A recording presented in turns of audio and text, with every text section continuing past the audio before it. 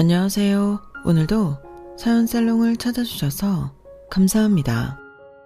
아이들을 키우고 있는 평범한 40대 주부예요.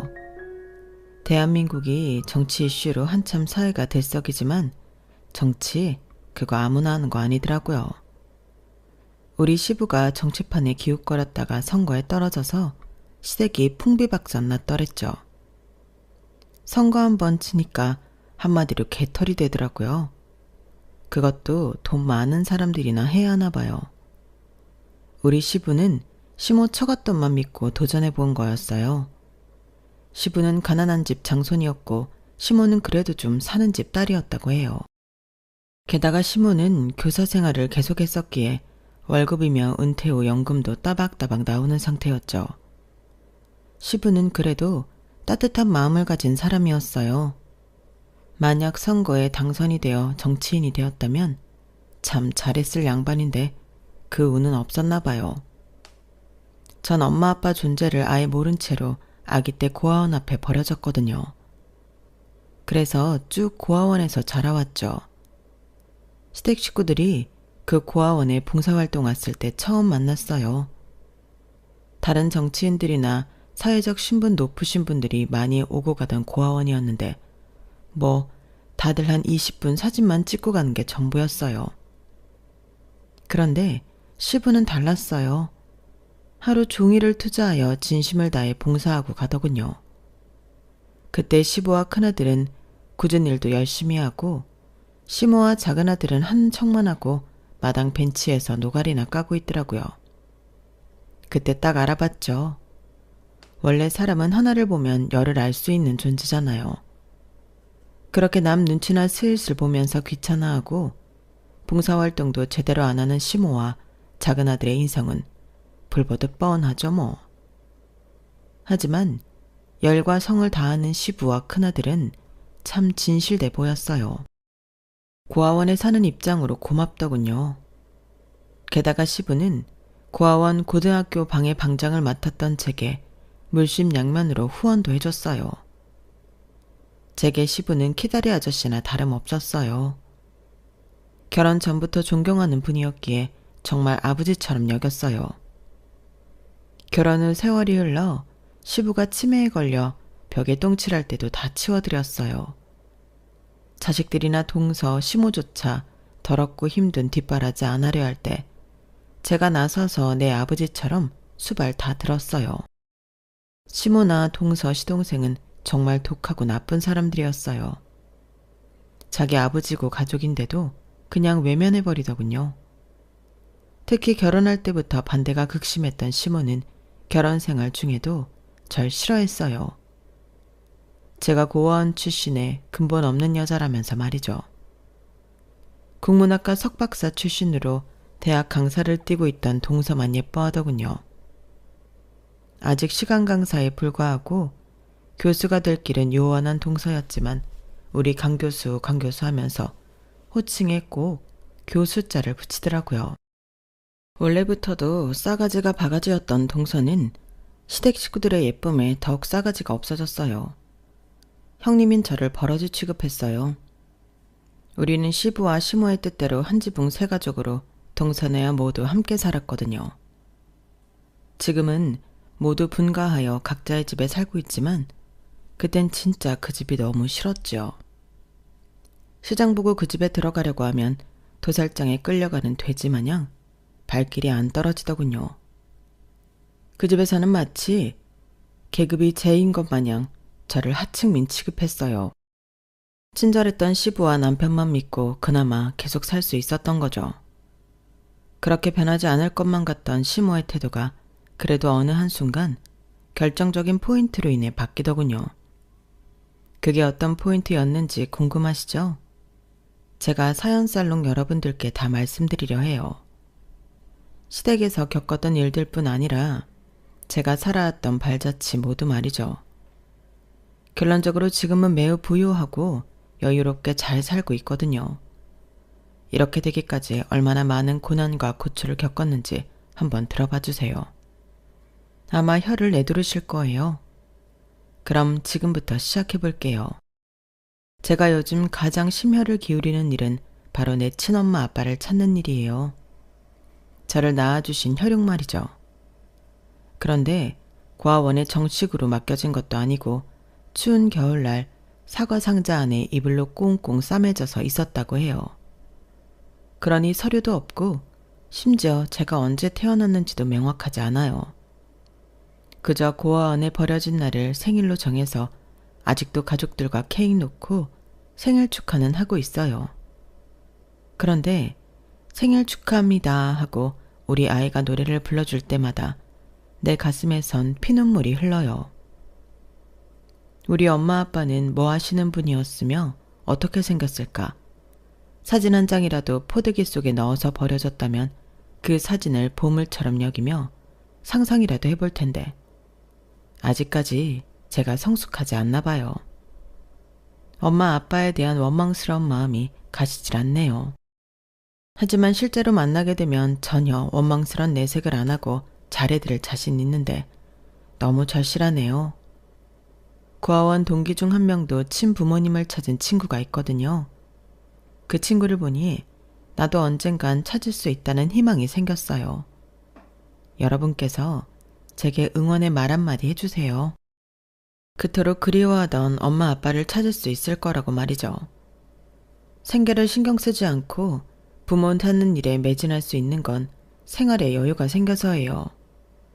구체적으로 말씀드리면 돈이 갑자기 많이 생겨서 제가 더 이상 맞벌이를 하지 않아도 됐고 심지어 집안일을 해주는 가사 도우미도 쓸 수 있게 됐거든요. 경제적 여유가 생기니 마음의 여유까지 덩달아 가질 수 있게 되네요. 살면서 돈이 최고는 아니겠지만 그래도 돈이 있으니 참 좋은 것 같아요. 전 고아원에서도 부지런히 살았던 것 같아요. 공부를 엄청나게 열심히 하진 않았지만 함께 사는 친구들이 잘 지낼 수 있도록 허드렛 일도 마다하지 않았죠. 고아원에서 시댁 식구들을 처음 만났던 이야기를 다시 꺼내볼게요. 그날도 정치판을 기웃거리는 어떤 분이 오셨다기에 또 사진만 찍고 가나보다 했어요. 그런데 그 아저씨는 다르더군요. 무려 아침부터 밤까지 하루 종일 시간을 투자하여 온갖 굳은 일을 묵묵히 다 하고 가셨어요. 그렇게 일을 같이 하면서 성실하게 생활하는 제게 좋은 말씀도 많이 해주셨죠. 경주 맞지? 저번에 왔을 때도 같이 생활하는 친구들을 위해서 마치 엄마처럼 살뜰히 챙기더니 오늘도 열심히구나. 내가 다 고맙구나. 몇 살이니? 칭찬 감사합니다, 아저씨. 전 고1이에요. 다들 엄마가 없고 선생님은 늘 바쁘시니 웬만하면 제가 친구들 다 챙겨주려고 노력해요. 아, 고1이야? 저기 저쪽에서 사과 갖고 있는 남자아이 보이지? 저 친구가 내 큰아들인데 경주랑 동갑이구나. 이름은 박수찬이야. 가서 우리 수찬이 좀 도와주겠니? 앞으로 여기 봉사활동 가끔 올 텐데 서로 친해지면 좋지 뭐. 저는 아저씨 말대로 박수찬이라는 아저씨 큰아들을 돕기 위해 조리실로 왔어요. 수찬이는 제게 존댓말을 쓰더군요. 사과 깎는 거 도와줘서 고마워요. 야, 진짜 예쁘게 잘 깎으시네요. 워낙 많은 양이라 저 혼자는 힘들었는데. 수찬이는 아저씨와 똑같이 생겼더군요. 심지어 너털웃음 짓는 것도 비슷했어요. 난 김경주라고 해. 수찬이 너도 고1이라며. 너희 아버지한테 들었어. 서로 동갑끼리 존댓말하지 말고 말 놓자. 앞으로도 가끔 올 거라며? 여긴 내 집이나 다름없으니 내가 많이 도와줄게. 고아원 봉사활동이 너무 힘들면 계속 안 올까 봐. 그게 무슨 소리야. 경주 널 보기 위해서라도 앞으로 자주 와야겠다. 사람 좋은 너털웃음을 짓던 수찬이는 그 이후에도 한 달에 한 번 이상은 봉사활동을 꼬박꼬박 왔어요. 그럴 때마다 점점 가까워졌어요. 가족들과 함께 왔었는데 수찬이의 엄마와 남동생은 영 아니올 시다였어요. 억지로 끌려온 듯한 모습은 여타 다른 봉사자들과 다름없었는데 거기에 더해 고아원 아이들을 버러지 취급했어요. 아, 고아원 냄새. 이거 비싼 옷인데 내 옷에 냄새 배는 거 아닌지 모르겠네. 아, 짜증나. 남편만 아니었으면 이런 데 오지도 않는 건데. 야, 너 머리 나한테 기대지 마렴. 네 머리에 이 있는 거 아니야? 옮으면 어떡해? 머리 저리 치우라고. 전 고아원에서 함께 생활하던 동생을 거지 취급하며 저딴 식으로 말하던 수찬이 엄마를 두고만 볼 수는 없었어요. 고아원 아이들은 내 친가족, 내 친동생이나 다름없었으니까요. 아줌마, 여기 오기 싫으면 앞으로 오지 마세요. 괜히 억지로 와서는 하기 싫은 봉사활동 하는 척하면서 사진이나 찍고 가려고 그러죠?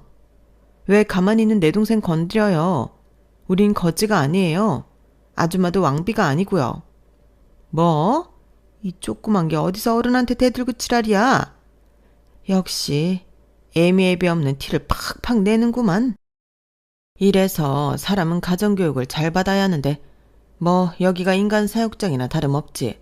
교육은 무슨 교육을 받겠어. 아, 무식한 거 상대해봤자 내 입만 아프지. 너 꺼져. 아줌마나 꺼져요. 여기가 무슨 동문원인 줄 알아요? 진짜 어이가 없네. 전 끝까지 눈을 희번뜩거리며 바른 말을 해댔어요. 그 아줌마는 제게 손찌검까지 하려 팔을 높이 들었고 그 순간 수찬이와 수찬이 아빠가 와서 둘을 뜯어 말렸어요. 아우, 수찬 엄마, 얼른 집에 갑시다. 당신 같은 옆했네한테 무슨 봉사활동을 기대하겠어? 자자, 내 평판 안 좋아지기 전에 얼른 핸드백 들고 가자고. 수찬이와 수찬이 아빠는 그 후로 고아원에 발길을 끊었어요. 돌리는 풍월에 의하면 수찬이 아빠가 벌써 몇 번째 선거에 나가서 떨어졌다고 하더라고요. 사진만 찍고 쌩하니 가버리던 다른 정치 지망생들과는 달랐는데 내심 안타까웠어요. 그리고 수찬이도 가끔 보고 싶더군요. 하지만 연락처도 몰랐으니 서서히 기억 속에서 지우고 있었어요. 그렇게 고등학교를 졸업하고 독립해서 나가야 할 시기가 다가왔어요. 돈이 없는 상태에서 막상 고아원을 떠나려니 두렵기까지 하고 잠이 안 오더군요. 다른 고3들은 수능 걱정과 대학 걱정을 했겠지만 전 일단 숙식 걱정이 먼저였어요.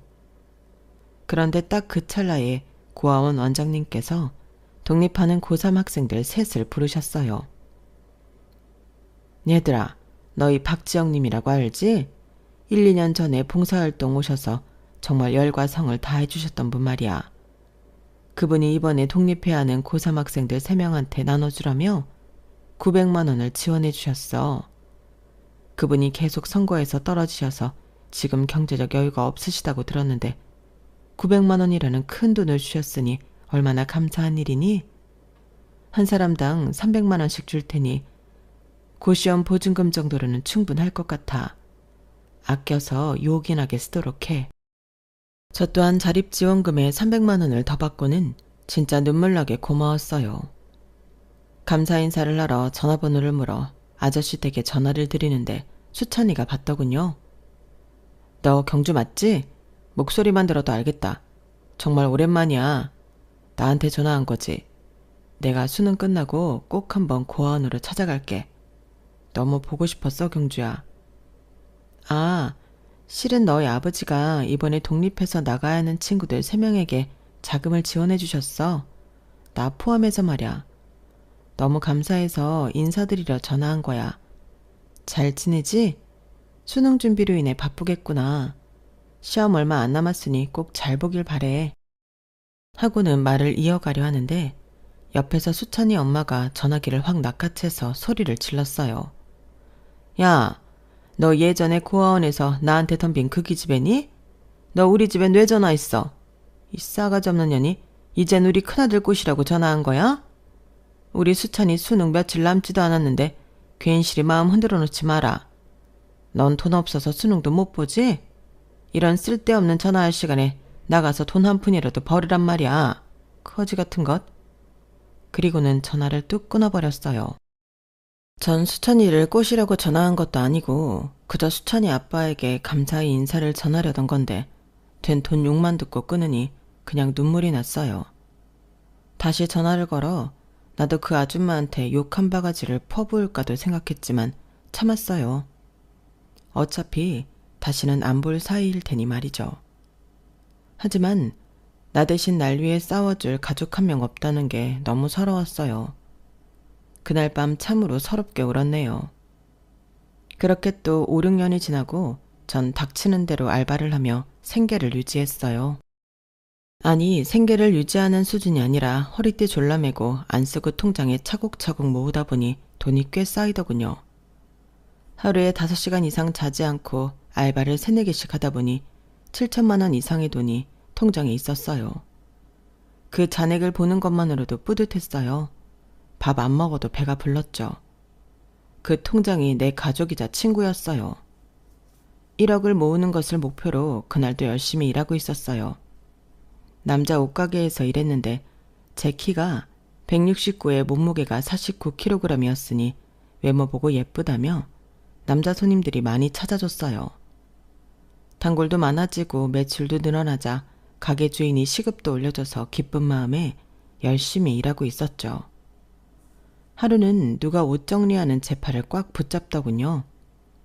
경주야, 경주 맞지?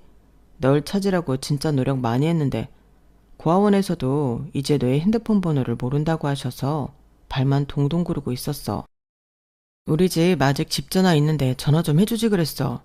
네 전화를 얼마나 기다렸는데. 그 남자는 바로 수찬이었어요. 고등학교 때의 모습하고는 좀 다르게 남자다워졌더군요. 수찬이는 거의 울먹이며 절 보고 반가워했어요. 수찬아, 정말 반갑다. 그때 너희 어머니께 한 소리 듣고는 무서워서 전화 못하겠더라고. 이제 대학 졸업했어? 벌써 시간이 많이 흘렀는데 날 기억해줘서 고마워. 기억만 한 줄 알아? 널 너무 만나고 싶었고 이야기 나누고 또 안고 싶었어. 에이, 다시 너와 헤어지게 될까봐 그냥 여기서 말해야겠다. 널 처음 본 순간부터 좋아하고 있었어. 그동안 나 사는 것도 바쁘고 연락처도 모르고 해서 고백을 못하고 있었지만 한순간도 널 잊은 적 없어. 다시는 내 곁을 떠나지 말아줘. 어서 핸드폰 번호 알려줘. 끝까지 널 놓지 않을 거야. 5, 6년 만에 처음 만나서 제 팔을 부여잡고는 대뜸 사랑 고백을 하는 수찬이가 귀여웠어요. 옛날 그 순수한 마음이 여전하구나 싶었죠. 뭐 그날부로 우리는 사귀게 되었어요. 둘 다 성인이었기에 더 이상 수찬이 부모님 간섭 안 받고 핸드폰으로 연락하면서 다소 자유롭게 연애를 할 수 있었죠. 우린 서로 지난 몇 년간 있었던 일들을 공유했어요. 남친 집안에는 참으로 다사다난한 일들이 있었더군요. 우리 아빠는 그 후로도 정치에 도전했지만 번번이 미끄러지셨지. 그렇게 선거판에 쓴 돈만 수십억이야. 그래도 좀 잘 살던 외갓집에서 끌어오던 돈도 다 떨어지고 교사인 우리 엄마 월급으로 생활해야 했어. 나와 내 남동생은 대학 졸업 후 유학까지 꿈꾸고 있었는데 다 물거품이 됐고 나는 공무원 시험 준비 중이야. 남동생은 대기업 쪽 취업을 생각하는 것 같아. 집에 대출도 얼마나 많은 줄 몰라. 그거 갚으려면 몇십 년도 더 걸릴 것 같아. 참으로 막막하게 하루하루를 살고 있었는데 그래도 경주 널 만나게 되니 마치 한 줄기 빛을 얻은 느낌이야. 넌 아마도 나보다 더욱 힘들게 살아왔겠지? 경주야, 우리 사귀게 된 지 얼마 되진 않았지만 내가 공무원 합격하면 우리 바로 결혼하자. 널 다시는 잃고 싶지 않아. 이런 얘기 웃기지만 고3 때 널 보는 순간 너 같은 여자랑 결혼하고 싶다는 생각이 강하게 들었어.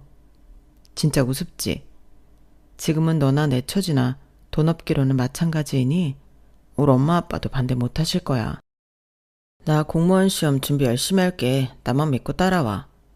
사귄 지 한 달도 채 되지 않았는데 결혼 이야기까지 듣게 되니 조금 당황했지만 남친은 그만큼 비장했어요. 그의 진지한 태도에 웃을 수도 없었고 그저 알았다고만 했어요. 그렇게 한 6개월쯤 지나고 남친은 전부터 준비해오던 9급 공무원에 합격했어요. 그리고 딱 3달 뒤 전 덜컥 혼전 임신을 해버렸어요. 그때 제 나이 27세였는데 뭐 엄청 빠른 나이는 아니었지만 남친 집안에 우리 교제마저도 비밀로 하고 있었거든요. 어디서부터 어떻게 말을 꺼내야 할지 엄청 망설여졌어요. 하지만 남친은 제 임신 사실에 행복해하며 자기 가족들한테 얘기를 다 해놨다고 하더군요. 걱정 마, 경주야. 내가 임신 사실까지 다 말해놨어. 우리 가족들 모두 축복해 줄 거야. 그 말만 믿고는 남친 집의 가족들을 찾아뵈러 갔는데 문을 열고 들어가려 하자 대뜸 남친 엄마가 제게 굵은 소금을 뿌려댔어요. 신발장에서부터 말이죠. 야, 너 고아 주제에 우리 수찬이한테 어떻게 꼬리를 쳤길래 결혼 얘기며 임신 얘기까지 나오게 해? 너 진짜 죽고 싶어? 임신 공격하면 다야?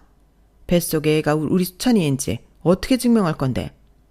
다른 놈이면 어쩌려고 배부터 들이밀고 우리 집 들어오는 건데? 아, 열받아.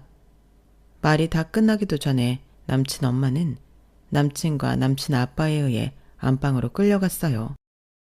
그 상황 속에서 더 열받는 건 바로 굵은 소금 그릇을 들고 있던 남친의 남동생이었어요.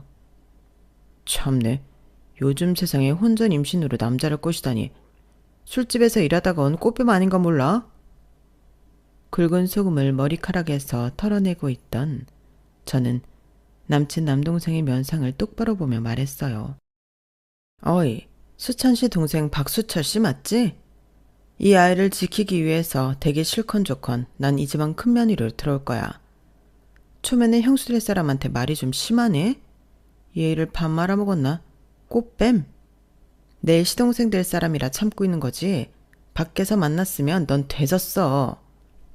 제가 눈에 살기를 띠며 말하자 남친의 남동생은 슬금슬금 집 방으로 들어가더군요. 남친과 남친 아빠가 나와서 사과하며 절 반겨줬어요. 경주야, 정말 오랜만에 보는구나. 그래, 뱃속에 내 손주도 있다고? 넌 이제 누가 뭐래도 내 며느리다. 우리 마누라가 방금 한 짓은 용서해다오. 집은 누추하지만 어서 들어와서 소파에 편히 앉으렴. 상견례 아닌 상견례는 그렇게 끝이 났어요. 예비 시모가 날 싫어하건 말건 뱃속에 아이가 무럭무럭 자라고 있으니 저는 남친과 결혼해야만 했어요. 아주 큰 각오를 하고는 시댁에 입성했어요. 시모는 결혼식도 안 치러주더군요. 야, 너 그렇게 배불러서 무슨 웨딩드레스가 맞겠냐? 난 부끄러워서 결혼식에 누구 초대도 못하겠으니 화려한 결혼식이며 드레스 따윈 꿈도 꾸지 말아라. 아, 그동안 내가 뿌리고 다닌 축의금만 날린 거지 뭐. 집안에 고아 출신의 화상 하나가 들어와서 아주 쑥대밭을 만드는구나. 우리 집안이 대대로 얼마나 뼈대 있는 집안인데 고졸이라니. 아, 내 팔자야. 이토록 초반부터 구박을 받고 살았지만 그래도 시모와 잘 지내고 싶었어요. 어차피 평생 내 가족이 되어 같이 살 사람이었으니까요. 제가 고아로 오랜 시간 홀로 지내다 보니 사람의 정이 너무 그리웠어요. 제가 모은 돈으로 조그만 단칸방에서 따로 살 수도 있었지만 시모와 시부가 하란 대로 합가를 택했어요. 그리고 가혹한 시집살이가 시작이 되었죠. 딸아이를 낳았고 아이를 키우면서 파트타임으로 야간 편의점 알바도 병행해야 했어요. 남편 공무원 월급이 그리 많지 않았고 시댁 어른들도 빚 갚기에 바빴거든요. 시모와 시동생의 구박 속에서도 시부와 남편이 따뜻하게 보듬어줬고 내 편이 돼줬기에 숨쉬며 살 수 있었던 것 같아요. 눈에 가시 갔던 시동생은 대기업에 취업이 되었고 바로 대학 강사로 일하고 있던 여자를 데려와서 결혼하겠다더군요. 그 여자는 뱁새 눈에 아주 인상이 안 좋았어요. 국문학으로 국내 대학에서 석박사까지 밟았다던데 아직 시간 강사임에도 불구하고 시모는 동서가 고학력자라며 너무 좋아했어요. 동서를 강교수 하며 예뻐했죠. 우리 둘째 아들하고 강교수가 스몰 웨딩을 한단다. 요즘 그게 유행이라며? 그쪽 집안이 나와 같이 학교 교사 집안이래. 참으로 격조 있는 사도를 만나서 다행이야. 큰아들 결혼할 땐 웬 근본 없는 꽃뱀 같은 애가 애까지 배워와서 결혼식도 못 치르고 아주 내 사회적 체면이 말이 아니었는데 말이야. 그래서 말인데 너는 그날 집에서 청소나 하고 있어라. 다들 배운 사람들만 있는데 큰 며느리가 고아원 출신이니 어쩌니 말 도는 거 원치 않는다. 잘 됐네. 가족들 없을 때 문 활짝 열고 대청소나 하고 있어. 어머니, 저도 그런 자리 안 가면 편해요. 근데 이유가 너무 기가 차고 웃기네요. 누가 들으면 어머님이 무슨 귀족 출신인 줄 알겠어요. 지금 시댁에 대출이 대체 얼마나 있나요? 빚 많은 것도 그쪽 사돈댁에서 아실란가 모르겠네요. 참네. 좋아요. 그럼 그날 남편한테 아기 맡기고 전 하루 여행이나 다녀올게요. 아니, 그 다음 날도 쭉 연휴이니 아예 3박 4일 저 혼자 여행 다녀올 테니 어머님이 밥 차리고 청소하고 다 해보세요. 저도 절대 지지 않았어요. 시모와 시동생이 절 깔보고 비아냥될 때마다 더 세게 받아쳐버렸어요. 그래서 그들의 구박이 좀 줄어들었죠. 그런데 이럴 수가. 동서로 들어온 여자가 아주 한술 더 뜨더라고요. 시동생이 결혼할 때쯤 우리는 24평 시댁 아파트에 다 함께 복작거리며 살고 있었는데 워낙에 인맥이 넓었던 시부의 지인으로부터 희소식을 듣게 되었어요. 얘들아, 내 사업하는 친구가 미국으로 이민을 가게 됐는데 65평 아파트를 아주 싼 전세로 우리한테 살라고 하더구나. 방이 무려 5개래. 우리 아들들이 결혼하면 다 같이 한 집에 사는 것이 꿈이었는데 이제야 그 꿈을 이룰 수 있게 됐구나. 둘째네도 신혼여행 마치면 합가해서 다 같이 살자꾸나. 시동생네는 정말 싫은 표정이었지만 시부의 뜻이니 한 지붕 세 가족이 되어 다 함께 살게 되었어요. 65평 아파트라니 정말 황홀했어요. 그저 희소식인 줄로만 알았어요. 그런데 그때부터 본격적인 스트레스가 시작되었죠. 집안 분위기를 파악한 동서 또한 절 깔보기 시작했거든요. 아니, 편의점 알바 정도 하는 주제에 무슨 큰일 하신다고 집안일을 이리도 방치하시나요, 형님? 전 무려 석박사까지 한 사람입니다. 제가 이렇게 잡스러운 단순 노동을 해야 하나요? 어머님께 한번 여쭤볼까요? 누가 집안일을 해야 하는지요? 동서, 뭐 잘못 먹었어? 손님 형님한테 뭐? 편의점 알바 정도 하는 사람이라고? 그래. 그러는 동서는 뭐가 그리 모자라서 여태 교수가 못 되고 시간 강사 전전하고 계신가? 그거로 박사 교육까지 받았다는 사람이 한국말도 참 더럽게 하네. 내가 이 대가족 집안일을 다 하지 못하니 내가 가사 분담 해줄게. 동서도 퇴근하면 어느 정도는 도우도록 해. 강사라서 풀타임으로 일하는 것도 아니면서 집안일은 뺀질뺀질 더럽게 안 하려고 하더군요. 진짜 얄미운 동서였어요. 게다가 한 번은 이런 일도 있었어요. 갑자기 동서가 자기 방에서 소리를 꽥 질렀어요. 아, 누가 내 보석을 훔쳐간 거야. 저 포함 시댁 식구들이 동서 방으로 들어갔어요. 그런데 동서가 절 보더니 삿대질을 하면서 도둑으로 모는 거 아니겠어요? 형님이 내 보석 세트로 훔쳐갔죠? 형님 말고 누가 그랬겠어요? 안 그래요? 이 도둑 같은 이라고 같은 집에 살면서 이럴 수가 있어요? 어서 내놔요. 내 보석 세트 어서 내놓으라고요. 뭐라고? 지금 누굴 도둑으로 몰아가는 거야? 난 평소에 장신구 하지도 않는 사람이야. 왜 생사람 잡고 난리야? 억울해 죽겠네 진짜. 전 진짜 억울했어요. 나갈 일이 편의점 야간 알바뿐인데 가뜩이나 평소에 싫어하는 동서로부터 이런 수모를 당하다니. 그것도 가족들 다 보는 데서 말이죠. 그때 시모가 떨떠름한 표정으로 자수하더군요. 예, 강 교수야. 아, 내가 잠깐 빌려간 거다. 얘기를 하고 갖다 쓸 걸 그랬구나. 지금 바로 갖다 줄게. 기다려라. 전 동서에게 사과를 요구했지만 묵묵부답이었어요. 배째라는 식이더군요. 제가 왜 형님한테 사과를 해요? 잘못 파악할 수도 있는 거 아닌가요? 허. 정말 동서의 싸대기를 날려버리고 싶었으나 참았어요. 남편과 시부가 절 진심으로 위로를 해주며 동서를 혼내줬기 때문이에요. 작은 며느리야. 너 전후관계를 알아보지도 않고 생사람을 그렇게 잡으면 안 된다. 왜 손윗 형님한테 막말을 하니? 다시 한 번만 내 눈앞에 걸리면 그땐 진짜 혼날 줄 알아라. 알았냐? 이렇게 늘 내 편이던 시부의 정신이 점차 혼미해지기 시작했어요. 치매의 시초였죠. 밥을 방금 먹고도 돌아서면 밥 달라 하고 집도 못 찾아와서 경찰서에서 연락 오기 다반사였어요. 그렇게 총명하고 책 많이 읽어서 아는 것 많던 시부가 점점 바보가 되어가고 있었어요. 시부를 존경했던 제 마음도 함께 무너져 내리고 있었죠. 전 우리 딸을 돌보면서 시부의 뒷바라지까지 해야 했어요. 사회생활 은퇴하고 집에만 있던 시모도 은근히 치매 걸린 시부를 멀리 하더라고요. 아, 당신 바지에 똥 쌌어요? 온 집안에 이 냄새를 어쩔 거야? 난 비위가 약해서 못 치우겠다. 얘 큰며느리야. 네가 시아버지 것 좀 치워줘라. 그렇게 저한테 일을 시키고는 시모는 밖으로 나가버리더군요. 전 무진장 화가 났지만 멍한 눈으로 제 얼굴만 물끄러미 바라보던 시부가 너무 불쌍했어요. 어쩔 수 없이 시부의 대변 수발을 들어야 했죠. 그 후로도 시부의 상태는 점점 악화되어 벽에 칠하는 수준까지 갔어요. 집안 가족들 존재를 까맣게 잊어버렸는데 딱 한 사람 저만 기억하더군요. 경주야, 경주야 어딨니? 이리 오려무나. 치매 걸린 시부는 늘 저만 찾았어요. 맨 처음엔 힘에 부쳤지만 지금까지 내 편이 되어주며 친아빠처럼 잘 대해줬던 시부의 마음이 떠올라 내 딸 뒷바라지 하듯이 시부를 살뜰히 챙겼어요. 집안일조차 제대로 하지 않던 동서는 치매 걸린 시부를 거들떠 보지도 않았어요.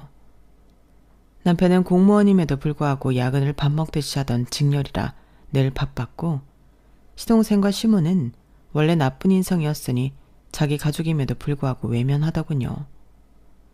전 최선을 다했지만 시부는 몇 년 만에 심장마비로 돌아가시고 말았어요. 시모가 같이 자기 싫다고 다른 방 차지하고 시부를 혼자 재우는 바람에 심장마비가 왔어도 심폐소생술 하나 해주는 사람 없이 쓸쓸히 돌아가시고 말았죠. 막상 아이처럼 챙겨줘야 할 시부가 돌아가시니 가슴이 뻥 뚫린 것 마냥 허전했어요. 내 친아버지가 돌아가신 것처럼 슬펐어요. 그렇게 몇 년이 흐르고 원래도 신장이 안 좋았던 시모가 급기야 투석을 하기 시작했어요. 불쌍한 표정으로 가족들을 앉혀놓고 하소연했어요. 얘들아, 투석은 한 10년이 한계라고 하더라. 이 애미가 그냥 죽게끔 내버려 둘 거니? 정말 면목 없지만 가족 중 신장이식을 받고 싶구나. 병원에서 검사라도 한번 받아봐 주겠니? 우리 부부와 동선의 부부 이렇게 4명이 병원에 가서 검사를 받아봤어요. 그랬더니 아들 둘 다 시모한테 신장이식 수술을 해줄 수 있다고 하더군요. 그 사실을 알게 된 시동생은 눈알이 빠르게 굴러가기 시작했어요. 입을 삐죽거리며 그러더군요. 형, 나 못해. 나 어렸을 때부터 몸 약한 거 알고 있잖아. 내가 엄마한테 신장 주면 난 제명에 못 살 거야. 나도 애가 있고 가정이 있는데 내가 죽으면 내 마누나랑 아이는 어떡해. 형이 엄마한테 신장 이식 해드려. 형이 큰아들이잖아. 옆에서 듣고 있던 저는 열이 확 받더군요. 아니 도련님, 어머님이 막내 아들이랑 동서 예뻐해서 이것저것 챙겨줄 때 넙죽넙죽 받아먹을 때는 언제고 정작 어머님 필요할 땐 발을 빼요? 뭐 우리 남편은 싱글인가요? 가정, 직장, 아이, 와이프까지 다 있는 건 매한가지인데 왜 우리 남편만 신장이식 해드려야 하나요? 대체 왜 그걸 당연하게 여기냐고요? 시동생네 부부한테는 우리 남편은 신장이식 못 해드린다고 외치고 왔지만 정작 집에 와서 시모의 측은한 얼굴을 보니 큰아들인 남편 마음이 흔들렸나 봐요. 미안한데 헌엄마, 나 우리 엄마 신장이식 해드려도 될까? 남편이 넌지시 제게 물었어요. 전 엄마 없이 자랐기에 어떤 마음인지 정확히 알진 못했지만 내 입장이라도 내 엄마 신장이식 100번도 더 해드렸을 거예요. 그래요 여보, 잘 생각했어요. 어머님 더 악화되기 전에 얼른 이식수술 진행합시다. 그렇게 남편은 시모에게 본인 신장 한쪽을 이식해드렸어요. 나란히 같이 수술대에 누워 수술 준비를 하면서 두 모자는 펑펑 울더라고요. 옆에서 지켜보던 제게도 시모가 처음으로 따뜻한 말을 해줬어요. 정말 고맙고 또 고맙다. 경준이가 수천이 보고 얼른 신장 이식 해주라고 했다며. 내가 이렇게 수술대에 누워보니 지난 일들이 주마등처럼 스쳐 지나는구나. 너한테 너무 모질게 대해서 미안하다. 정말 죄송하고 면목이 없어. 어려서부터 홀로 고되게 살아온 나를 너무 못되게 굴고 무시하고 타박했다. 시엠이 내가 인정하고 이렇게 잘못을 빌게. 내가 몸 회복만 되면 완전히 다른 사람으로 태어날게. 앞으로 우리 큰며느리 진짜 잘해줄게. 시모로부터 그런 따스한 말, 사죄의 말은 처음 들어봤기에 엄청나게 낯설었어요. 하지만 진심으로 제게 사과를 하는 모습을 보니 제 마음도 누그러졌죠. 어머님, 곧 수술 들어가셔야 할 분이 그렇게 울면 안 돼요. 얼른 진정하세요. 자식이 엄마한테 신장 이식 수술해주는 게 뭐 그리 대단한 일인가요? 하도 투석을 많이 하셔서 어머님 얼굴도 까매지고 영 보기 싫어요.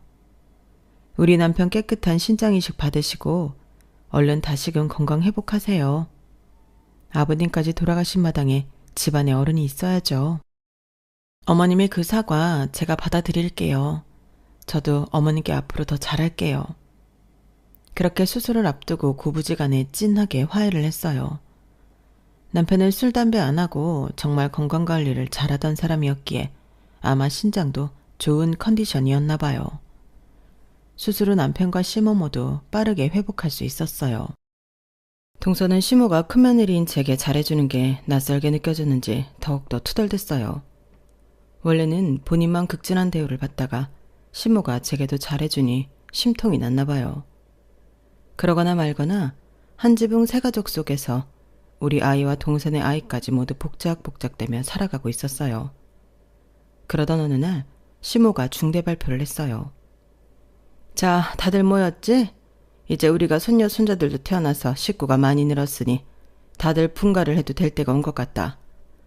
나도 나 혼자 자유롭게 살아보고 싶어. 신장 이식 수술 받고 건강이 좀 좋아지니 노후를 즐기고 싶은 마음이 크다. 너희도 여지껏 내 눈치 비위 다 맞추느라 정말 고생이 많았다. 특히 우리 큰며느리 하은애미가 정말 수고했어. 내 남편 치매 수발까지 들었으니 말 다 했지 뭐. 요즘 세상에 이런 며느리가 어딨니? 나라에서 효부상을 세워줘도 시원찮지 암. 어쨌든 때마침 미국으로 이민 갔던 니들 시아버지 지인이 암 치료받으러 한국으로 돌아왔단다. 그래서 이 집을 좀 비워달래? 자, 다들 알아서 잘 살길 바란다. 말은 이렇게 해도 이 애미가 입 싹 씻지는 않을 거야. 무슨 말인지 알지? 그게 무슨 말인지 정확히는 모르겠지만 일단 집을 나가라는 말은 분명했어요. 드디어 시댁에서 탈출할 수 있다는 기분에 날아갈 것 같았어요. 그즈음 시모한테 사랑을 받는 며느리가 되다 보니 싸가지 없는 동서에게까지 친절해졌어요. 제 마음이 좀 유해지더군요. 동서네가 먼저 분가했는데 동서네 이사가는 날 남편과 함께 짐 정리를 도와주기로 했죠. 그런데 박스에서 웬 서류가 후두둑 떨어지더군요. 본의 아니게 그 서류의 내용을 보게 됐어요. 강남의 아주 유명한 아파트 계약서였어요. 거래금액 무려 25억짜리였죠. 동서를 붙잡고 물었어요. 동서, 지금 이 강남 아파트로 들어가려는 거야? 이거 뭐야? 이렇게 비싼 아파트를 언제 산 거야? 친정에서 돈 대주셨어? 친정은 무슨? 그 강남 아파트 어머님께서 우리한테 사준 지 오래된 거예요. 그동안 세만 주고 있었는데 드디어 들어가게 됐네요. 뭐? 25억짜리 아파트를 사주셨다고? 우리한텐 이런 방구도 없으셨는데 대체 언제? 왜? 어떻게 이렇게 비싼 아파트를 사주신 거지? 형님, 지금 무슨 취조예요? 저희 이삿짐 싸는 거 도와주기 싫으면 그냥 두세요. 저희가 알아서 할게요. 전 밖에서 친구 모임을 하고 계시는 시모한테 당장 전화를 걸었어요. 다짜고짜 따지고 물었죠.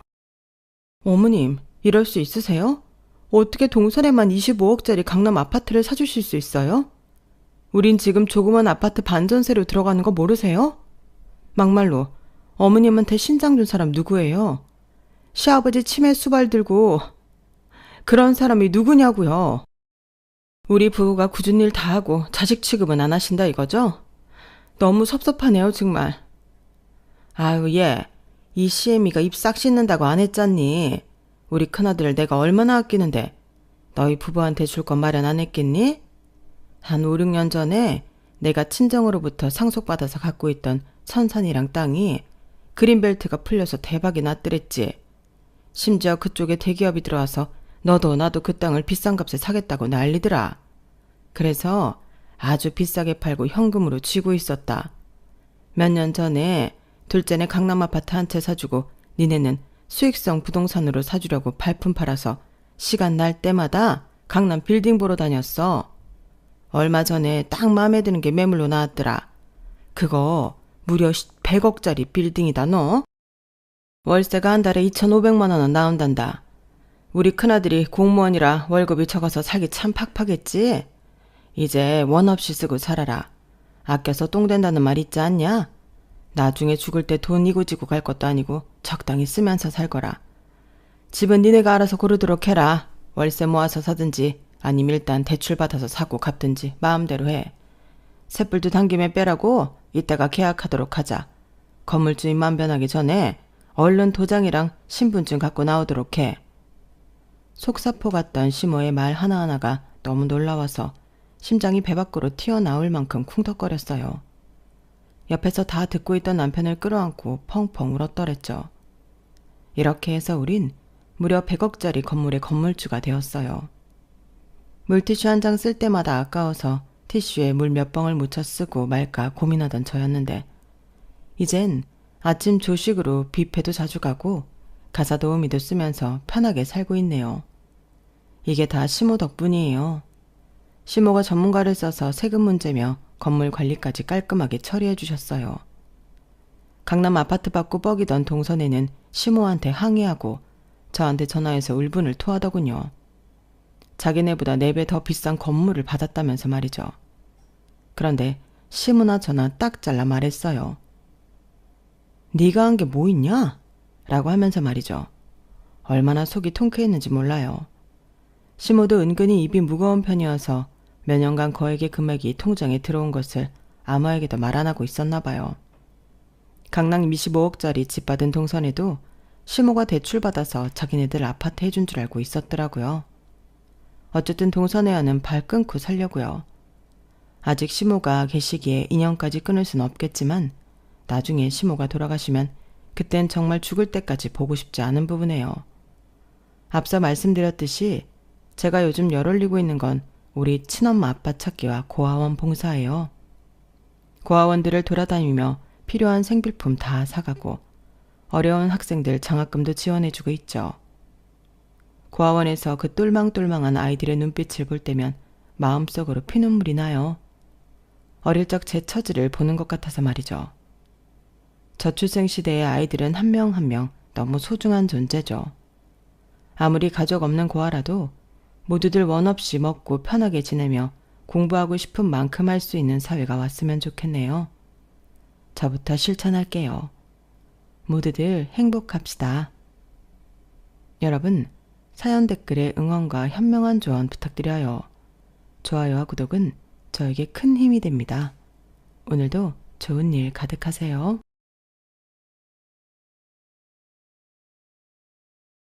안녕하세요. 오늘도 사연 살롱을 찾아주셔서 감사합니다. 저는 서울 근교에 있는 모 종합병원에서 소아청소년과 펠로우로 일하고 있는 의사입니다. 병원 일이라는 게 힘들고 피곤하기는 해도 진료받으며 나아가고 표정이 밝아지는 아이들을 보며 그 속에서 꽤 괜찮은 하루하루를 살아가고 있답니다. 진료하고 회진 돌고 연구 발표 준비하고 잠도 줄여가며 일하다 보면 내 인생이 지금 어디쯤 온 건가 싶은 날도 많았어요. 일하는 것도 인생의 한 부분인데 삶의 비중이 일쪽으로 많이 치우쳐져 있다 보니 이러다 인생의 중요한 부분을 다 놓쳐버리면 어쩌나 싶은 생각도 들었고요. 너 괜찮은 사람 소개 안 받을래? 네 조건이면 다들 못 만나서 난린데 넌 왜 이렇게 사람을 안 만나? 사람 만날 시간도 없고 마음의 여유도 없는 것 같아. 아무래도 병원에서 온 기력을 다 뺏기나 봐. 하루가 너무 정신없이 가는 느낌이라고 해야 되나? 누구보다 바쁘게 20대를 보내고 30이 넘으니 주변에서 결혼을 엄청 권하기 시작했어요. 병원에 있다 보면 밖에서 사람 만날 시간이 많지 않다 보니 보통 선보는 걸 권하더라고요. 의사라는 직업이 선보기 딱 좋은 직업이라는 건 알겠지만 제 나름의 이유로 그것마저도 거절을 했어요. 서로의 조건만 보고 만나면 생활고는 없겠지만 그래도 평생을 함께할 반려자라면 서로에 대한 깊은 애정과 유대감이 꼭 있어야 하지 않나 생각했거든요. 하지만 생활 패턴상 제가 꿈꾸던 그런 자연스러운 만남은 정말 쉽지 않았어요. 어쩌다 소개를 받아 만나도 늘 시간이 부족한 느낌에 쫓기듯 연애를 하다 보니 오래가지 못했었고요. 그러다 처음으로 오래 만나게 된 게 지금의 남편이었어요. 남편은 저와 같은 과 조교수로 있었고 둘 다 병원에서 오래 근무한 만큼 꽤 오래 알고 지내는 사이였어요. 성격도 잘 맞고 일하는 스타일도 잘 맞아서 유독 친하게 지냈었는데 어느 날부터인가 생각 이상으로 대화가 잘 통한다는 걸 느끼고부터는 근무 시간 외에도 약속을 잡아서 만나게 되더라고요. 그렇게 자연스럽게 만나 시간을 보내다 보니 서로에게 호감이 있다는 걸 느껴서 연애까지 이어지게 됐죠. 우선 직업이 같으니 다른 사람들과 만날 때 문제가 되었던 생활 패턴이나 연락 같은 문제는 아예 없었어요. 처음에는 직장까지 같으면 너무 붙어있게 되니 나중에 헤어질 것도 걱정되고 별의별 걱정이 다 들었지만 이런 연애가 오히려 잘 맞더라고요. 힘든 일이 있어도 바로 공유할 수 있고 서로에게 의지하고 조언도 해줄 수 있어서 참 좋았어요. 그렇게 2년쯤 사귀었을 때였어요. 그거 알아? 이 교수님이 병원장님 아들이란 소리가 있대. 뭐? 진짜야? 하나도 안 닮았는데? 외탁인가 보지. 나도 너무 안 닮아서 처음엔 설마 했는데 저번에 병원 뒤쪽에서 친근하게 대화하는 거 봤어. 평소엔 서로 딱딱하게 대하더니 남들 안 볼 때는 그렇게 편하게 대화하는 거 보니까 진짜인가 싶더라. 와, 근데 어쩜 그렇게 티를 안 내? 그것도 대단하다. 그러니까 평소에 얼마나 철저하게 관리하면 티가 안 나나 몰라. 근데 교수님들 사이에선 아름아름 소문이 있긴 했나 봐. 우연히 간호사들이 하는 이야기를 엿듣고 머리를 한 대 얻어맞은 것 같았어요. 이 사람과 연애를 시작하고 이상한 점이 한둘이 아니었거든요. 평소 같았으면 자주 뵙지도 못할 병원장님이 저를 호출해서 이것저것 사담을 나누셨던 점이라든지 자주 소아과에 나타나서 둘러보신다든지 했던 것들이요. 단순히 소아과에 뭔가 주시하는 부분이 있어서 그러신가 했는데 그게 저일 줄은 꿈에도 생각 못했죠. 그리고 부모님 이야기를 하면 늘 얼버무리고 화제를 전환했던 남자친구의 태도까지 내심 이건 조금 이상하다 싶었던 일들의 퍼즐이 한꺼번에 맞춰지는 기분이었어요. 처음엔 너무 당황스러워서 화까지 났어요. 그래도 연애를 꽤 했는데 굳이 아버지가 병원장이라는 걸 숨겼다는 게 배신감이 들기도 하고 서운하기도 했죠. 그게 사실이야? 미리 말 못해줘서 미안해. 그런데 아빠랑은 병원에서 비밀로 하고 있던 거라 얘기하기가 좀 그랬어. 언젠가는 꼭 이야기하려고 했는데 말할 타이밍을 놓친 것 같아.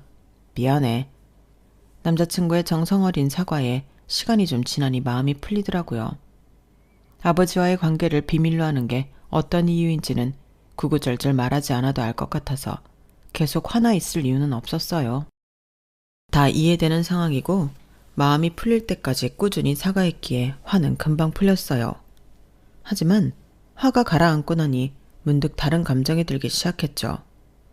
아버지가 병원장님이었다는 이야기를 들은 후로 남자친구가 그동안 자세히 말하지 못했던 가족 이야기를 해주기 시작했거든요.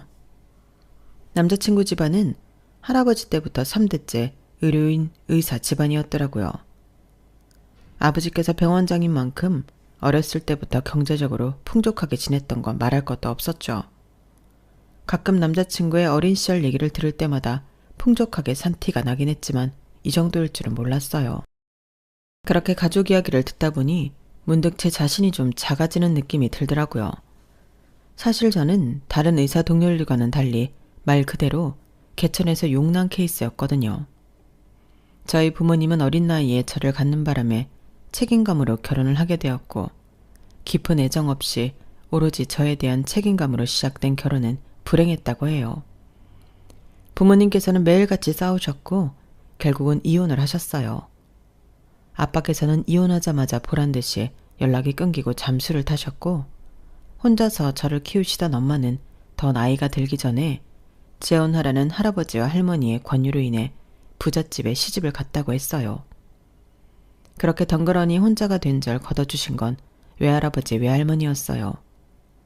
엄마가 집에서 늦둥이 막내딸이었던 탓에 저를 걷어주셨을 때도 조부모님께서는 연세가 꽤 있으신 상태였어요. 그럼에도 남부럽지 않게 사랑으로 절 키워주셨어요. 외할머니는 항상 엄마가 있는 다른 아이들이 부럽지 않게끔 저를 따뜻하게 보살펴 주셨고, 할아버지는 저에게 맛있는 거 한 끼라도 더 사 먹이고 학원이라도 하나 더 보내주겠다며 은퇴한 지 오래되셨음에도 일부러 매일 부지런히 나가 폐지를 주우셨어요. 그런 할아버지 할머니를 보며 자라다 보니 어렸을 때부터 공부라도 열심히 해서 나중에 이 은혜를 갚아야겠다는 생각을 늘 했던 것 같아요. 할아버지가 매일 고생하면서 준 폐지로 공부하고 있다고 생각하면 도저히 게을리할 수가 없더라고요. 엄마는 어쩌다 집에 와도 재혼한 집이 신경이 쓰여서였는지 제가 없을 때 잠깐 머물다 가셨어요. 지혜야, 나중에 알게 될 거다. 너희 엄마 나쁜 사람 아니야. 엄마가 지혜 많이 사랑하고 있어. 집에서 엄마가 머물다 간 흔적을 발견할 때마다 속상한 마음에 울먹이면 할아버지 할머니께서 늘 그렇게 따뜻하게 말씀해 주셨어요. 솔직히 별로 위로는 되지 않았어요. 엄마께서 이유가 있었다는 건 자라면서 아주 조금씩 이해했지만 어린 저를 버렸다는 건 사실이었으니까요. 그렇게 항상 부모님을 원망하며 살다가 그냥 부모라는 존재를 잊기로 했어요. 그저 세상에 혼자 남은 손녀를 걷어준 두 분을 위해 하루라도 빨리 커서 효도하고 싶다는 마음뿐이었죠. 사실 처음부터 의사가 될 생각도 없었어요. 의대는 오래 공부해야 하다 보니 부담이 됐는데 가능성을 본 담임 선생님의 견으로 넣었다가 합격하는 바람에 가게 됐죠. 할아버지가 그것도 못해줄 것 같으냐? 이럴 줄 알고 옛날부터 돈 모아뒀으니 걱정 말고 다녀라. 내가 언제 네 공부에 아낀 적 있든? 집에 부담될까 봐 의대 안 가겠다는 소리하면 내가 죽을 때도 편히 못 눈 감는다. 그땐 할머니는 이미 세상을 떠나셨을 때였어요. 그래서인지 퇴대한 대학을 빨리 졸업하고 바로 취직할 수 있는 과를 선택하고 싶었는데 합격 사실을 알게 된 할아버지가 등 떠미시는 바람에 그대로 입학을 하게 되었어요. 남들이 보면 그럴듯하게 생각하고 존중받는 직업의 지급은 그때부터 또 죽어라 노력하고 치열하게 공부한 결과였죠. 성장기 시절을 어떻게든 할머니 할아버지 걱정 끼쳐드리지 않고 폐 끼쳐드리지 않게 용돈도 아끼고 어쩌다 돈 쓸 일이 생기면 죄스럽게 생각했던 저와는 너무나도 달랐던 남자친구의 가정환경에 덜컥 겁이 났어요. 이혼 가정인 것만으로도 꺼려하는 세상에 양쪽 부모에게 버려지기까지 한 저를 그쪽 집안에서 어떻게 생각할지 모르겠더라고요. 조부모님 손에서 큰 건 전혀 부끄럽지 않고 오히려 사랑받고 컸다고 자부할 수 있었지만 그건 상대방 부모에게 와닿지 않을 테니까요. 남자친구의 부모님과 가정 분위기에 대해 알아갈수록 불안감은 커져만 갔어요. 결국 나중에는 결혼 이야기가 나오기 전에 이 관계를 정리해야겠다는 생각까지 들더군요. 혹시나 남자친구의 부모님이 저희 할아버지를 상처 주진 않을까 걱정이 됐고 그건 죽기보다 싫었거든요. 우리 이제 그만 정리해야 될 것 같아. 갑자기 그게 무슨 소리야? 나한테 화난 거 있어? 남자친구가 너무 놀란 얼굴로 묻는데 전혀 그런 게 아니라서 눈물이 났어요. 그게 아니라 오빠랑은 미래가 없어. 이대로 만나다가 끝은 결국 결혼인데 우린 너무 다르게 자랐잖아. 오빠네 부모님이 우리 집을 이해해 줄 수 있을 리 없잖아. 뭐야, 그것 때문에 우리가 그만해야 한다는 거야? 절대 그럴 일 없어. 내가 충분히 말씀드려놨고 우리 아빠는 널 알잖아. 좋은 의사라고 생각하고 있어. 당신 노력으로 여기까지 온 거 정말 대단하고 기특하게 여기죠. 그래도 결혼은 집안끼리 문제라던데 이렇게 다른 우리가 과연 잘 살 수 있을까? 겨우 이런 이유 때문에 헤어지자고 한 거야? 내가 절대 그런 감정 못 느끼게 잘할 거야. 나 믿어. 네가 할아버지 얼마나 소중하게 여기는지 아는데 내가 가만히 있을 리 없잖아. 남자친구는 불안해하는 저를 끌어안고 한참을 토닥여줬어요. 머릿속 한구석에는 불안감이 여전히 남아있었지만 끊임없이 믿음을 주는 목소리를 믿고 싶어졌어요. 어떤 노력도 해보지 않고 단순한 불안감 때문에 이런 남자를 놓치면 나중에 후회하지 않을까 하는 생각도 한몫했죠. 그렇게 결국 저희는 결혼까지 이야기하게 됐어요. 얘기 많이 들었어요. 병원 내에서 평판이 그렇게 좋다면서요? 환자를 한 명 한 명 진심으로 대해주는 아주 보기 드문 의사라고들 하던데. 개인적으로 이런 의사라면 우리 집 며느리로 딱이라고 생각해요. 3대째 의사인 집안이라. 감사합니다. 너무 긴장했다. 어머님이라고 불러도 돼요. 우리 집 배경 때문에 고민이 많았다면서? 네? 아, 네.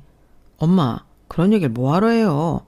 왜? 이런 건 차라리 터놓고 서로 이야기해야 나중에 불편한 게 없는 거야. 난 그럴 필요 없다고 이야기하려고 하는 거예요. 본인도 의사인데 왜 그렇게 위축되어 있어요? 대한민국에서 의사라고 하면 다 껌뻑 죽는 거 모르나? 그게 개천에서 난 용이든 여의주를 물고 태어난 용이든 용은 용인 거지. 안 그래요? 네, 감사합니다. 뭐 우리 정도 조건 되면 가정 환경, 집안 수준 같은 배경도 중요시한다지만 난 그렇게 꽉 막힌 사람은 아니니까 너무 걱정은 말아요. 자기 힘으로 노력해서 스스로 여기까지 올라온 게 사실은 더 대단한 거잖아. 안 그래? 사람들은 왜 노력을 안 보고 태어나자마자 주어진 거에 집착하나 몰라? 좋게 봐주셔서 감사합니다. 절 보면 질색팔색할 걸 예상하고 갔던 자리인지라 생각보다 상냥한 말투로 매너 있게 대해주시는 예비 시어머니의 모습에 안심이 되면서도 한편으로는 기분이 찜찜하더라고요. 100% 제가 며느리 될 사람으로서 마음에 들어서 잘해주신다기보다는 마음에 안 들지만 아들이 좋다니까, 그래도 의사니까 이만하면 됐지 라는 생각으로 대해주시는 게 다 느껴졌거든요. 남자친구가 사전에 말을 잘해놓은 모양인지 헤어질 때까지 저에게 대놓고 무례하거나 기분 상하게 하는 말씀이나 행동은 하지 않으셨지만 사실은 저보다 더 좋은 배경의 조건인 여자가 있었으면 더 좋았겠다라는 아쉬움이 묻어나 보이는 건 어쩔 수 없었어요. 하지만 저로선 이렇게 차이나는 집안 환경에 이 정도 예의 있게 대해주신 것만도 감사한다는 생각에 그것쯤은 아무렇지 않게 넘겼어요. 그저 큰 고비를 하나 넘겼구나 라고만 생각했거든요. 그런데 본격적인 갈등은 양가 부모님과의 인사가 끝나고 나서부터 시작됐어요. 병원에서는 예비 시아버지가 휴일에는 예비 시어머니가 번갈아 가면서 제게 관심을 보이셨거든요. 평소엔 잘 오지도 않던 분이 소아과 병동을 드나들기 시작하니 같이 일하는 의사와 간호사들도 많이 불편해하고 불안해했어요. 뭐야? 진짜 우리 과에 마음 안 드는 사람이라도 있으신 거 아니야? 그러니까 언젠가보다 자꾸 오시더니 요즘은 꽤 자주 오시네. 원래는 코빼기도 안 보이시던 분이. 안 그래도 힘들어 죽겠는데 요즘 자주 오시니까 짜증나네. 그런 투덜거림에 공감하면서도 사실대로 말하지 못해서 참 미안했어요. 이제 병동 사람들은 다 남자친구와 제 관계에 대해 알고 있었지만 남자친구가 병원장 아들이라는 사실만은 식장 들어갈 때까지 비밀로 지키기로 했거든요. 그래서 속 시원하게 말도 못하고 너무 힘들었죠. 그것뿐만이 아니었어요. 쉬는 날에는 제 스케줄을 어떻게 하신 건지 틈만 나면 시어머니가 불러서 같이 밥 먹자고 하기 시작하셨어요. 처음 점심 제안을 하셨을 땐 나름대로 기쁜 마음이었어요. 저에게 먼저 다가와서 마음을 열어주신다고 생각해서 너무 감사하고 좋았거든요. 남자친구도 좋아했고요. 우리 엄마 정말 깐깐한 분인데 그래도 당신이 참 마음에 들었나 봐. 이왕 가족이 되는 거 친해지면 좋지. 잘 지내봐. 그렇게 처음엔 가벼운 이야기들을 했어요. 어머님도 대답하기 어렵거나 꺼려지는 질문들은 일체하지 않으셨고 먹는 건 어떤 걸 좋아하냐? 오늘 입은 옷이 예쁘다 등 소소한 대화 위주로 흘러갔거든요. 저도 의사인지라 주변에 의사 가문인 사람들이 어떤 성향인지 대충 알아서 그렇게 편견 없고 소탈하게 대해주시는 게 얼마나 기뻤는지 몰라요. 게다가 엄마 없이 자란 제 손을 따뜻하게 잡아주시고 식사도 사주시는 모습이 마치 엄마가 있었다면 이런 기분이었을까 싶은 마음까지 들게 했어요. 그러다 보니 어머님의 식사 제안을 거절할 이유가 없었고 나중에는 제가 먼저 연락을 드리기까지 했어요. 그때만 해도 어머님과 이렇게 될 거라곤 꿈에도 상상 못했었죠. 정말 가족처럼 잘 지낼 수 있을 것 같았거든요. 그런데 어느 순간부터 대화가 아주 서서히 불편한 쪽으로 다시 흐르기 시작했어요. 어머님을 처음 만났던 그날처럼요. 예단은 어떻게 하기로 했니? 아, 예단은 간소하게 하기로 이야기 나눴어요. 어머, 간소하게? 네, 요즘은 다들 간소하게 하는 추세라고 하더라고요. 서로 부담스럽지 않은 선에서 하려고 해요. 아, 그래? 그럼 서로 부담스럽게 할 필요는 없지. 요즘 세상에 누가 예단에 목매겠어. 그치? 있는 집은 있는 집대로, 없는 집은 없는 집 나름대로 성의껏 준비하면 되지. 딱히 저희 집이 시댁에 비해 예단 부담이 커서 그랬다기보다는 결혼에 붙는 허례허식을 줄이고 간편하게 하자는 취지였는데 어머님께서는 굳이 콕 집어서 저희 집을 없는 집이라고 언급하시더라고요. 그때는 정말 순간적으로 표정 관리를 못했을 정도로 기분이 좋지 않았어요. 착각인지는 몰라도 제 표정이 굳는 걸 본 어머님이 슬쩍 입꼬리를 올리는 것까지 봐버렸죠. 그날 어찌저찌 식사를 잘 마치고 돌아왔지만 찜찜한 기분이 가시질 않았어요. 집에 계신 할아버지 얼굴을 보니 괜히 더 속상했고요. 어차피 결국엔 이런 식으로 돌려서 깔 걸 그동안 왜 그렇게 잘해주셨나 싶은 생각도 들었어요. 제 욕은 참아도 할아버지 욕만큼은 절대 그냥 들을 수 없었어요. 그 생각을 하니 정말 마음 단단히 먹어야겠더라고요. 남편과의 결혼을 포기하지 않는 한 앞으로는 이런 얘기를 가만히 듣고만 있지 말아야겠다고 결심했어요. 하지만 그렇게 결심을 했음에도 어쩔 수 없는 사이에 묵묵히 당해야 할 때도 있었죠. 그 일이 있은 후부터 어머님의 점심 약속 제안을 의도적으로 피했어요. 생각해보니 일하고 공부하느라 얼마 없는 귀한 휴일을 어머님과의 시간에 너무 많이 투자했더라고요. 예, 요즘은 바쁘니? 못 본 지 한참 됐다? 아, 어머님, 요즘은 일이 좀 바쁜 시기라서요. 제가 좀 괜찮아지면 연락드릴게요. 그래? 아, 자주 만나다가 안 만나니 영 서운해서. 그나저나 니네 예식장 잡은 곳 봤다. 내가 유학금 부담하고 취소했어. 네? 취소하셨다고요? 그게 무슨 말씀이세요? 아, 아직 못 들었구나. 아니, 지난 주말에 니네가 잡았다던 예식장 가봤는데 사이즈가 작아도 너무 작잖아. 그리고 의사 둘이 결혼하는데 적어도 호텔 예식장은 잡아야지. 일반 예식장은 뭐니? 예식장 크기는 남편이랑 예상 하객수 계산해서 상의해보고 결정한 거예요.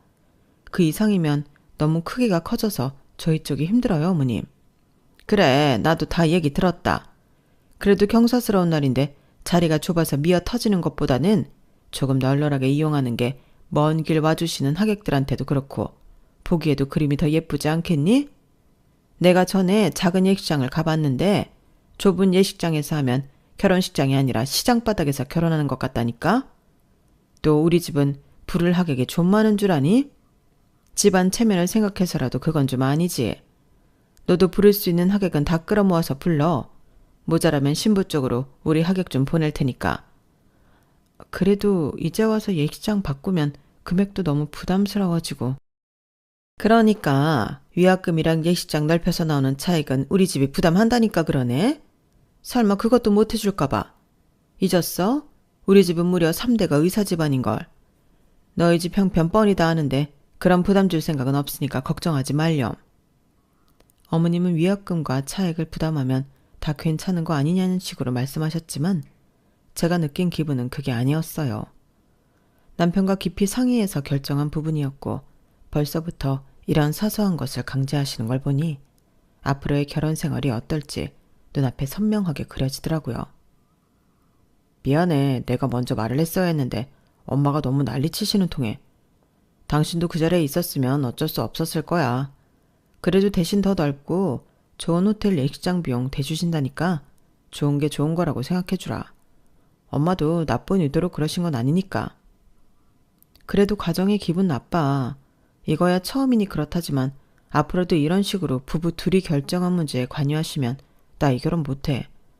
나도 남 부끄럽지 않게 열심히 살았는데 시부모님께 전혀 존중받지 못하는 결혼 생활은 하고 싶지 않아. 당연하지. 나도 이번 일은 솔직히 화가 많이 났어. 앞으로는 이런 일 없을 테니까 걱정하지 마. 다행인 건 그 일 이후로는 남편이 시댁에 무슨 말을 한 건지, 아니면 어머님께서도 뭔가 스스로 눈치챈 게 있으신 건지 이렇다 할 터치는 없으셨어요. 대화할 때마다 불편하게 은근히 서로의 집안을 비교하는 말도 없으셨고요. 어머님과의 만남을 줄인 것도 도움이 됐어요. 그때는 모든 게 나아지고 있는 줄로만 알았어요. 지금 생각해보면 나중에라도 그런 성향이 문제가 될 걸 알면서도 어머님 하나 때문에 이 결혼을 업고 남편과 헤어질 자신이 없어서 눈치만 보면서 덮어두었던 것 같아요. 그냥 다 괜찮을 거고 괜찮아진 거라고 믿고 싶었죠. 하지만 드레스를 고르러 가는 날이 다가오자 어머님께서 예고도 없이 나타나셨죠. 어머님, 어떻게 오셨어요? 엄마, 아니, 니네 오늘 드레스 투어 간다는데 내가 궁금해서 참을 수가 있어야지. 그리고 이런 거 볼 때 한 명 더 따라가면 좋은 거 모르니? 어른들 보는 눈이 제일 정확하기도 하고. 엄마, 눈치 없이 여긴 왜 오셨어요? 안 그래도 드레스 갈아입기 힘들 텐데 엄마가 있으면 불편해서 되겠냐고요. 이럴 줄 알았으면 언제 어디서 만나는지 말씀 안 드렸죠. 뭐? 너는 어떻게 아들이라는 놈이 이렇게 엄마 마음을 몰라? 내가 딸이 있길래 뭐래? 요즘 젊은 애들은 드레스 어떻게 입나 볼 수 있는 날이 이때밖에 없는데 그거 구경 하나 못 시켜주니? 드레스는 결혼식 날 보셔도 되잖아요. 꼭 여기까지 쫓아오셔야겠어요? 여보, 그만해. 이미 오셨는데 너무 그러지 마. 시간도 다 됐고 들어가자. 아무리 싫고 불편해도 언제부터 오실 생각이셨던 건지 아침 일찍 머리부터 발끝까지 화려하게 꾸미고 저희보다 먼저 샵 앞에 도착해 계신 어머님을 도저히 돌아가라고 내칠 자신이 없더라고요. 그래서 못마땅했지만 내색하지 않고 같이 샵에 들어갔어요. 제 체형과 이미지에 어울릴 만한 드레스를 상담받고 몇 벌 피팅을 해보기로 했어요. 그 와중에도 끊임없이 옆에서 이래라 저래라 말씀을 많이 얹으시는 바람에 드레스샵 실장님도 살짝 짜증이 나는 눈치셨죠. 이런 식상한 거 말고 번쩍번쩍 느낌 나는 비즈 박힌 게 예쁘던데? 어머님, 요즘은 비즈보다는 실크가 유행이고요. 신부님 취향도 이렇게 화려한 무드보다는 우아한 무드를 선호한다고 하셔서 최대한 비즈가 적은 걸로 추천해드렸어요. 유행이라고 다 예쁜가? 나중에 보면 촌스럽기만 하지. 그럼 이렇게 입고 하나는 내가 고른 걸로 입어봐. 혹시 모른다? 드레스는 다 입어봐야 뭐가 제일 예쁜지 알아. 이렇게 보기만 해서는 모른다고. 어머님의 성화에 못 이겨 소중한 한 번의 피팅기에는 결국 어머님 취향인 휘황찬란한 드레스로 피팅했어요. 그냥 봤을 때도 영 제 취향과는 거리가 멀었지만 제가 입으니 더 촌스럽고 옛날 드레스 같더라고요. 다들 반응이 눈에 띄게 좋지 않았고 저 역시 거울 속에 비친 모습이 마음에 들지 않았지만 어머님 혼자 마음에 든다면서 박수를 치셨죠. 다음 샵에 가서도 마찬가지였어요. 어쩔 수 없이 어머님의 취향에 맞는 드레스를 한 벌씩은 입어봐야 했고 그것 때문에 입어보고 싶었던 드레스를 한 벌씩 포기해야 하는 게 짜증이 나더라고요. 그래도 가장 마지막 샵은 제가 제일 기대했던 샵이라 큰 용기 내서 어머님의 의견을 거절했죠. 어머님, 이 샵에서 하고 싶은 생각이 커서 여기서는 제가 원하는 드레스로만 피팅해 볼게요. 그 정도는 이해해 주실 수 있으시죠? 그래 엄마, 솔직히 두 벌이나 양보한 게 어디야. 엄마 보고 싶은 드레스 입어보러 온 것도 아니고 이제 그만 좀 놔둬요. 처음으로 제 의견을 내니 남편도 옳았구나 제 편을 들어줬어요. 둘이서 강경하게 의견을 내세우니 어머님 얼굴이 붉어지더군요. 마지막 샵에서는 다행히 제 뜻대로 피팅을 했고 전부 마음에 들었어요. 웨딩업계 특성상 당일 계약이 혜택이 많다 보니 당연히 당일의 계약을 결정할 생각이었고 마지막 샵으로 바로 계약을 하려고 했죠. 그런데 어머님께서 조용히 구석으로 저를 불러내셨어요. 내가 한마디만 해도 되겠니? 여긴 정말 아니다. 네? 뭐 때문에 그러세요? 아니, 솔직히 말하면 그래. 네 취향이라는 게 있는 것도 알겠고 요즘은 심플한 게 유행이라는 것도 잘 알겠어. 그런데 결혼이라는 건 신부가 가장 빛나야 하는 순간이라고. 그런데 너처럼 밋밋하게 생긴 애가 드레스까지 저렇게 밋밋하게 입어버리면 그날 주인공 같겠어? 요새는 하객들도 얼마나 여우처럼 예쁘게 꾸미고 오는데 게다가 우리 하객은 우리 쪽 하객이니만큼 다들 명품 옷 입고 올 텐데 네가 게임이 되겠냐고. 이왕이면 더 비싸고 화려한 비즈 드레스가 많았던 두 번째 샵으로 했으면 좋겠는데?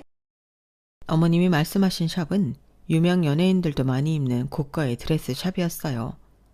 하지만 막상 입어보니 저와 어울리지 않는 디자인이 많아 가장 염두에 두지 않았던 곳이었죠. 어머님, 그래도 샵 정도는 제가 고르게 해주세요. 웨딩홀은 하객 고려해서 어머님 뜻대로 했지만 드레스까지 하객 고려해서 화려하게 하고 싶진 않아요.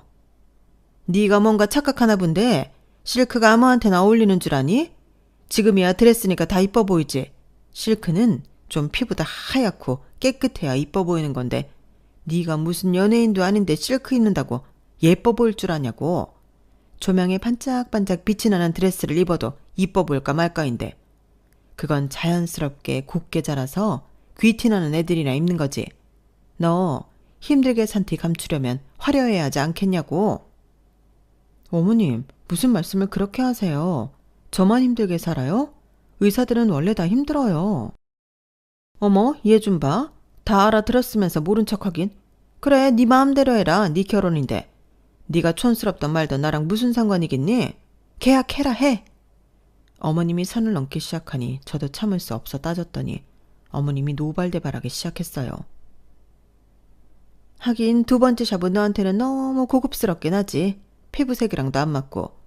여배우들이나 입어야 소화할 걸 너한테 소화하라고 한 내가 잘못이다. 어? 하여간 돈도 써본 놈이 쓴다고 예쁜 것도 입어본 놈이 입는다고 뭐 하나 제대로 된 걸 못 고르니 내 속에 천불이 난다. 천불이 나. 어머님은 분에 못 이겨 그대로 뛰쳐나가셨어요. 뭐야, 엄마랑 싸웠어? 자초지종을 모른 채 기다리고 있던 남편에게 대략적으로 이야기를 해주니 남편은 기가 막혀 했어요.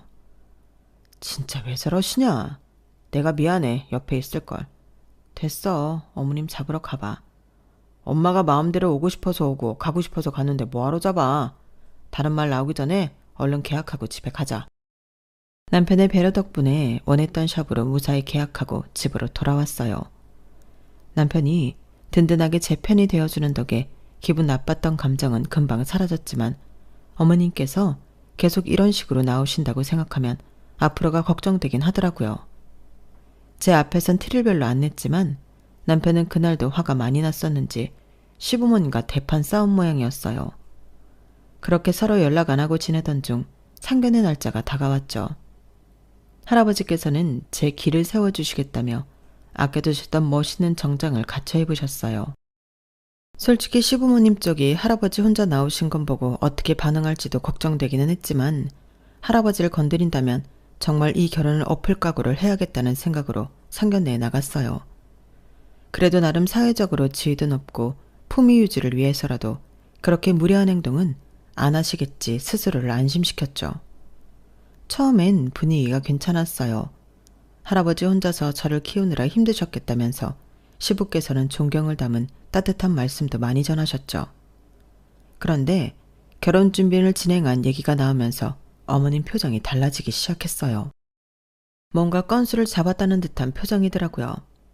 아참, 웨딩홀 크기를 좀 키운 건 알고 계시죠? 원래 결혼식이 혼주 행사인데 아무래도 우리 며느리가 부모님 쪽 인맥도 없고 하다 보니 우리 집보다는 하객 수가 많이 적을 것 같은데 요즘은 하객 아르바이트 하는 젊은 사람들도 많은 거 알고 계세요? 신부 쪽은 아르바이트를 좀 고용해야 할 것 같아서요. 순간 식탁 위로 찬바람이 쌩 불었어요. 할아버지께서는 어색하게 웃으셨죠. 요새는 없는 자리 채우려고 그렇게까지 합니까? 그럼요. 특히나 상대 쪽이랑 차이가 날 때는 상대 쪽 체면을 위해서라도 얼추 비슷하게 머릿수를 맞춰주셔야죠. 또 저희 아들이 명색이 병원장 아들인데 결혼식이 텅텅 비면 되겠어요? 할아버지한테 너무 창피하고 죄송스러워서 얼굴로 열이 몰리더라고요. 좋은 집에 시집간다며 좋아하시던 할아버지 얼굴이 떠오르면서 정말 이 결혼은 없는 수밖에 없구나. 이렇게 집안 차이가 많이 났을 때부터 안 되는 거였구나. 5만 가지 생각이 다 들었을 때였어요. 없는 인연을 돈으로 메우는 건 사치입니다. 사치에 허덕이다 보면 정작 살면서 정말 중요한 가치를 놓치게 되죠. 할아버지는 물끄러미 남편 얼굴을 봤어요. 그 시선을 눈치챈 시어머니께서 노발대발하기 시작했죠. 뭐라고요? 참, 못할 소리 한 것도 아니고 우리 집 체면 좀 지켜달라는데 누굴 가르치려고 들어요? 어머님께서 그러시면 솔직히 아버님께서 말려주실 줄 알았어요. 아버님은 늘 차분하고 말씀이 없으셨지만 그렇게 몰상식한 분은 아니라고 생각했거든요. 솔직히 처음부터 집안 차이가 너무 나서 내 아들이 아깝다고 생각하긴 했지만 이렇게까지 구두쇠일 줄은 몰랐습니다.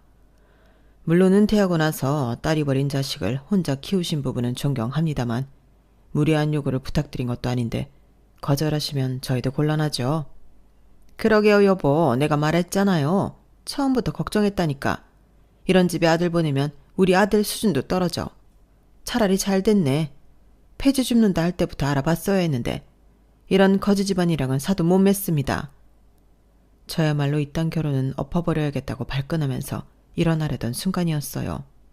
누군가 뒤에서 급하게 일어나는 제 어깨를 눌러 앉혔어요.